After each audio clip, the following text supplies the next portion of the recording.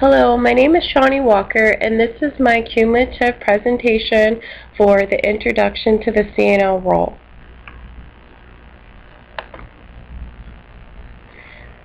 I did 20 hours of my practicum at Cedars-Sinai Medical Center. Cedars-Sinai is a magnet hospital, and it's located in Beverly Hills, California. It is the largest nonprofit hospital in the western United States, and the National Research Corporation has ranked Cedar #1 in best overall quality of healthcare. Also, in 2012, Cedars was ranked #1 in the Los Angeles metropolitan area for several clinical areas.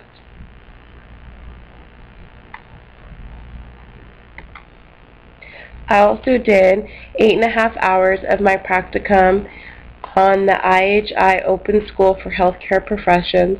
The certificates that I completed were Fundamentals of Improvement, the Model for Improvement, Measuring for Improvement, Putting it All Together, the Human Side of Quality Improvement, as well as Level 100 Tools.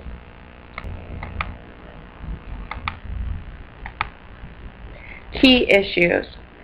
The key issues that I identified were Journey to Magnet Excellence. My hospital is not a magnet hospital, but Cedars-Sinai is a magnet hospital. So it was really interesting to me to be able to compare and contrast the two medical centers. My preceptor, Marilyn, she was on the committee that first initiated the magnet journey at Cedars-Sinai. So she informed me of all the effort that goes into magnet recognition as well as the benefits of magnet recognition. I believe that my hospital could greatly benefit from becoming a magnet hospital, and it would also improve staffing turnover rates as well as patient care outcomes. Patient safety. This is definitely another key issue that I identified. At my hospital, I am on the fall committee, and so fall prevention is a big deal to me. And what I found is that many times after a patient has fallen, there's no post-fall protocol. So I had the idea to come up with general guidelines that every doctor or RN or staff can follow after a patient falls. So our fall committee is currently in the process of making this protocol, and hopefully it will be out sometime this year. While doing my practicum hours at Cedars, I attended a bioethics committee meeting. The topic of discussion was when to initiate the end-of-life discussion. Many times, doctors have their own way of initiating this discussion, but it's really important that all are involved in this discussion. So we also discussed how and when to involve all the affected parties into the end-of-life discussion, and also how nursing staff can play a role in that discussion. Next, while I was at Cedars, I assisted my preceptor with new grad support. What we found is that many of the new grads were not attending the new grad support groups, and this was due to poor coverage or feeling that the group was not important. So we brainstormed a few ways to get more new grads to participate in the new grad support group, and as well as surveyed those who attended to see if they benefited from the group and what can be added. At my own hospital, length of stay was an issue. Right now we are in the process of decreasing our length of stay by 5%. Currently on my unit, the average length of stay is 16 days. So our goal is to decrease that amount. What we found is that the longer patients stay there, it doesn't really benefit them. In fact, sometimes they tend to decompensate because it is such an intense environment, and other patients' instability can be contagious, and so what we're trying to do is place these patients while they're stable. Next, another issue that I found at my hospital was recidivism, and that is when a patient returns to the hospital, whether it's days, weeks, or within the same month that they were last discharged. This has been an issue for us because it is turning our unit as well as the other psych units in my hospital into a revolving door, and we're trying to see what we can do to keep them out and stable longer. So what we're doing is we're implementing more follow-up, and we're making sure that the patients are as stable as possible before they leave. We're also incorporating medication education and RN-run education groups that are held on day shift as well as on evening shift, 7 days of the week. And this is to see if this will decrease the recidivism rate on our unit. So, the last key issue that I identified was staffing.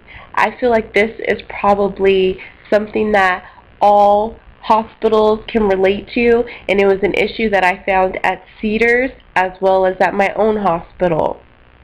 Staffing, whether it is the amount of staff or having appropriate staff. So at Cedars, I found that their biggest issue with staffing was people calling in late. They have a policy that staff must call in at least 2 hours before their shift, and many times people are calling right at that 2 hours, which prohibits the staffing office from providing adequate coverage or timely coverage. So during the leadership meeting that I attended at Cedars, we were in discussion about changing that policy to at least 3 hours before the shift. I found it really interesting that their policy is 2 hours before the shift, because at my hospital you can call in 2 hours after your shift. So when comparing the two, staffing is still an issue even with different policies. Also, I think a big issue at my hospital would be, as far as staffing goes, would be the fact that we don't have adequate staffing, not necessarily the numbers, but the appropriate amount of license and as well as the appropriate amount of experience. Working on a psych unit, it's really important that you have staff that are familiar with working with psych patients and that have some sort of experience with working with psych patients. That can make the difference between a day that is very chaotic versus a day that is well managed. So I identified a goal for my unit as far as staffing. My SMART goal is Inpatient Intensive Intermediate Psych Unit has identified the goal to provide more comprehensive training to float and overtime staff working on the inpatient psych unit. Float OT staff that work on the unit will complete and sign an orientation/competency checklist, which will remain on file and require yearly updates. By July 2013, all float and overtime staff will have completed a unit orientation provided by the unit CNL. The CNL will work with the nurse managers and staffing office who hire and place these staff. I feel that it's very important for those that float to my unit as well as those who are hired for overtime staff to be appropriately trained. Recently, we had an incident where a patient attempted to elope, and a key factor in this patient attempting to elope was that the staff were not familiar with him. So I'm also part of a root cause analysis team who is surveying this event and attempting to make some changes so that it won't happen again. The end of program competencies that I accomplished during my clinical hours were participated in professional organization or agency-wide committee, evaluate the impact of new technologies on nursing staff, patients, and families, evaluating a sentinel event and conducting a root cause analysis, analyze the care of a patient cohort in the care environment, analyze interdisciplinary patterns of communication and chain of command. So what's next? I think that as my clinical experience continues, staffing is always going to be an issue. For tens and tens of years, staffing has always been something that has been a focus.